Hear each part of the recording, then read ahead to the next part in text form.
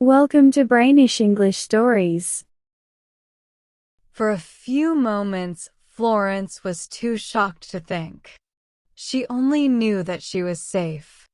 When she started to feel a bit better, Mr. Aylwin was quickly taking her down the hill.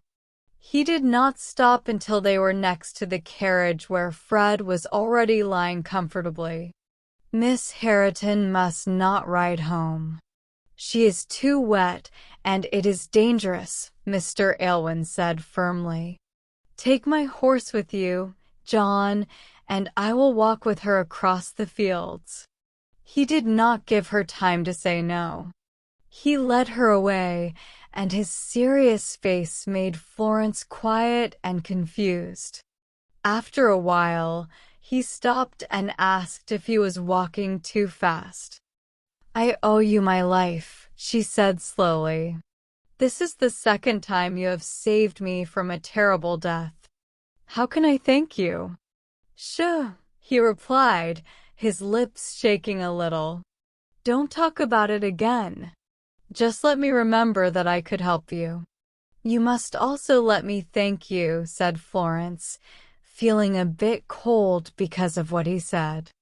My life is not important to anyone but me, but I still feel scared when I think about losing it so suddenly and terribly.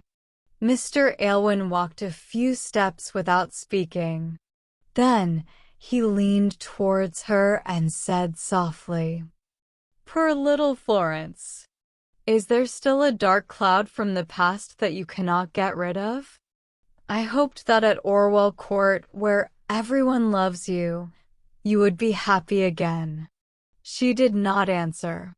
She could not tell him that the strange distance between them made her life sad. You need a change, Mr. Aylwin continued.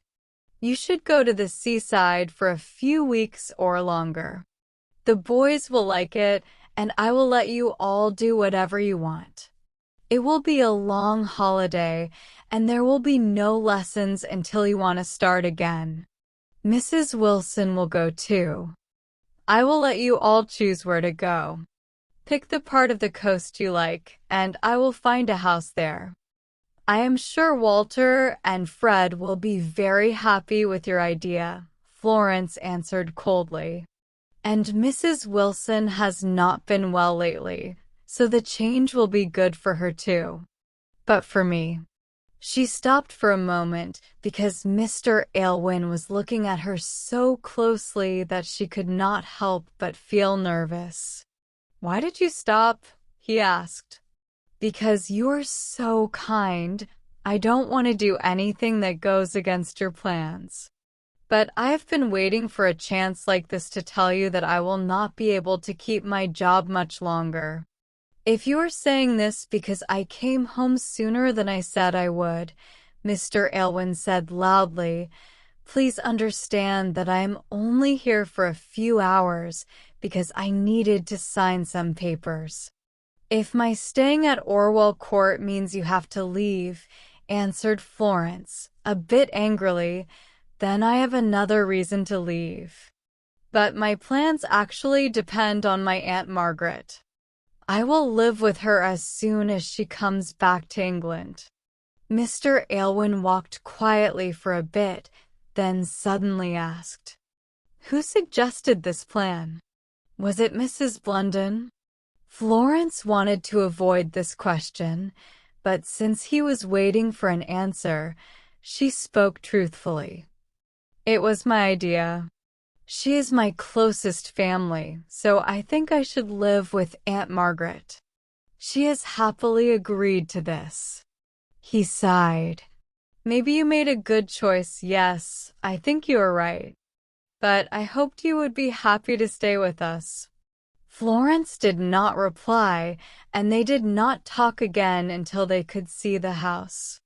Then, as he helped her over a tricky fence, he said gently, Florence, if you know what I am feeling, you must understand how much I will miss you.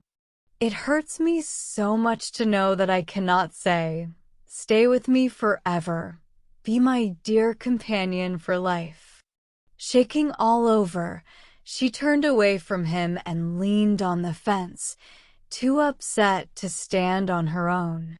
He saw this and started to blame himself. I am such a selfish, terrible person. I can't explain why I acted this way. There is no excuse. But please forgive me, Miss Harriton. Please forgive me. Instead of answering, she started to walk quickly. What could she say that would not show the deep pain she felt every time he talked like this? But he walked close behind her. Miss Harriton, you are very tired. Please take my arm, and I promise I will not upset you again. You won't? Florence, if I didn't feel so strongly, I could better handle the sadness of losing my best hopes. Florence let him take her hand and put it on his arm. Oh, if only he would explain himself more clearly. If only he would tell her what this problem was that he was so sad about. He loved her. Yes, she could not doubt that, even if he tried to hide it as just friendship. What was it that made it so hard for him to say he loved her? But it seemed he was happy with her silent sign of forgiveness, and he quietly led her to the house. Mrs. Wilson was at the door, waiting for them to arrive. Mrs. Wilson raised her hands in surprise when she saw Florence's pale face and wet clothes. She began to shout, "Oh no! How awful! My poor child, you will catch a terrible cold." "Not if we act quickly and carefully," said Mr. Aylwin seriously.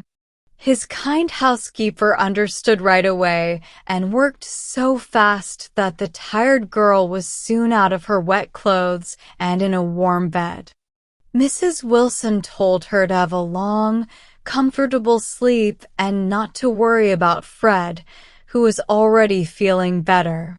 Florence was so tired, both in her mind and body, from crying so much when she was alone.